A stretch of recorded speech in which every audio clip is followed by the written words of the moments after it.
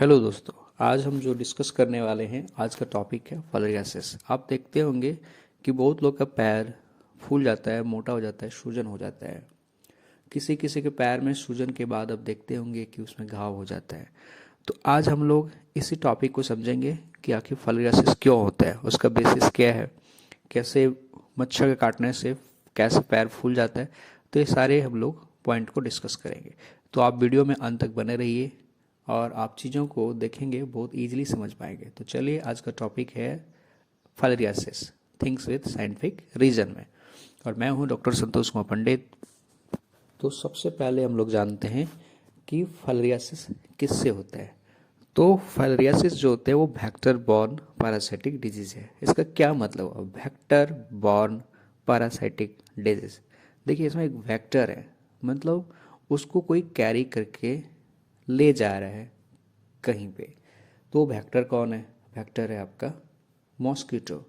Mosquito के यहाँ पे मेनली जो है दो प्रजाति इसमें इन्वॉल्व होते हैं।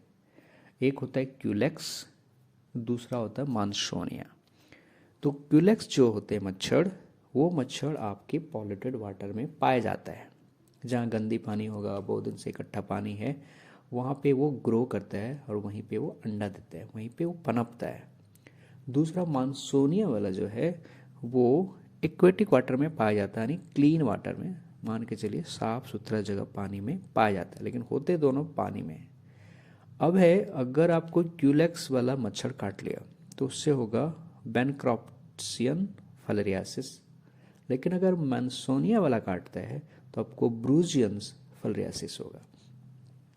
तो आपको ये समझ में आ गया कि कौन सा मच्छर के काटने से होता है। तो दो मच्छर का प्रजाति का नाम बताया मेनली, एक क्यूलेक्स और दूसरा मानसोनिया।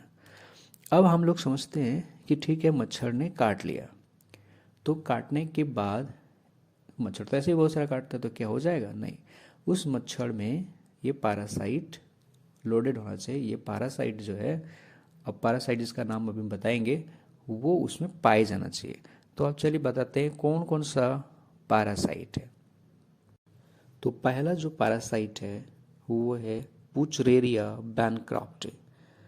ये सबसे ज़्यादा यही पाया जाता है। अगर फलेरिया वाला पेशेंट के ब्लड को एग्जामिन करें तो उसमें जो हमें पैरासाइट देखेंगे वो उचरेरिया बैनक्रॉप्टी ग्रुप का ज़्यादा पाया जाएगा। ये 95% तक पेशेंट में यही होता है। दूसरा जो पैरासाइट है वो है ब्रूजियन मलाई। ये भी कॉमन है, लेकिन उचरेरिया बैनक्रॉप्टी इतना कॉमन नहीं है। तीसरा जो होता है वो होता है ब्रूजियंस टिमुरोई। तो यही तीन पैरासाइट है जो फाइलेरियासिस कराता है।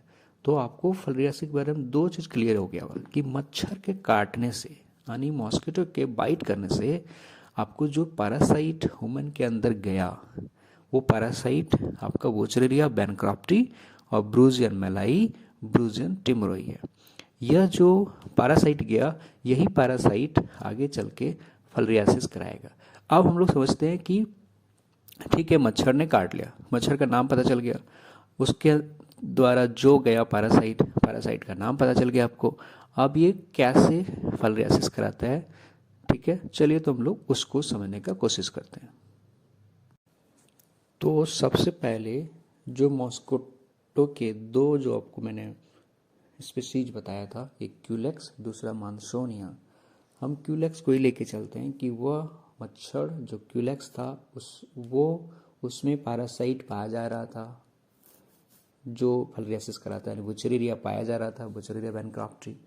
उसने मान लीजिए किसी इंसान को काटा, काटने के बाद वह जो पैरासाइट था वह जाएगा उस इंसान के अंदर। वहाँ से जाने के बाद उसके ब्लड वेसल में चला जाएगा। ब्लड वेसल में जाने के बाद आपको, हम अभी डायग्राम से देखिए आप, ब्लड वेसल में जाने के बाद वो लिम्फेटिक सिस्टम में चला गया। आपको हम एक डिटेल वीडियो में समझाएंगे कि लिम्फेटिक सिस्टम क्या होता है। तो लिम्फेटिक सिस्टम में जाने के बाद वहाँ से वो लिम्फ नोड में चला गया। लिम्फ नोड जाने में वो, उसकी लाइफ भी तो बढ़ रही है, तो एडल्ट बन गया, बड़ा सा हो गया। अब वो क्या करेगा, वो इधर उधर उतना इजीली मूव नहीं कर पाएगा, तो जो जहाँ है जनरली वहीं रहना प्रेफर करेगा। कई बार तो ऐसे होता है कि वो जो एडल्ट है वहीं पे मर भी जाता है। तो या उससे क्या होगा, वहाँ पे लिम्फेटिक सिस्टम का ब्लॉकेज हो जाएगा। तो लिम्फेटिक सिस्टम के ब्लॉकेज होने से क्या होगा, जो उसके थ्रू लिम्फ जा रहा था लिम्फेटिक सिस्टम के थ्रू, वो नहीं जा पाएगा। जब वो नहीं जा पाएगा तो वहाँ पे उसके जो प्रॉक्सिमल पार्ट है उसमें जमा होना शुरू होगा। तो उसमें पाया जाता है कार्बोहाइड्रेट, प्रोटीन, लिपिड। तो वहाँ पे जब जमा होते रहेगा तो लिम्फेटिक सिस्टम में डायलेशन होगा यानी वो फैल जाएगा। एक समय के बाद, फैलने के बाद क्या होगा, वो फट जाएगा। स्वाभाविक है, अब कितना पानी भरेगा, एक समय के बाद क्या होगा, वो पाइप फटना है तो फट जाएगा और वहाँ पे वो सराउंडिंग में जमा होना शुरू होगा। जैसे जैसे वो जमा होगा आपका पैर वैसे मोटा होते जाएगा और यह धीरे धीरे परमानेंट हो जाएगा। तो मुझे लगता है आपको ये समझ में आ गया होगा कि पैर कैसे फूल जाता है। तो आप मेरे वीडियो में नेक्स्ट वीडियो के लिए इंतज़ार करिए, जब हम इसी का नेक्स्ट पार्ट लेके आएंगे, जिसमें हम समझाएंगे आपको कि फिलारियासिस कितना टाइप का होता है, कहाँ कहाँ पे फिलारियासिस हो सकता है और उसका क्या इलाज है। और तीसरा पार्ट लेके आएंगे कि आखिर फिलारियासिस को हम कैसे प्रिवेंट कर सकते हैं, कैसे बच सकते हैं। तो अगर आपको वीडियो पसंद आया हो तो मेरा वीडियो को लाइक करिए, मेरा चैनल को सब्सक्राइब करिए।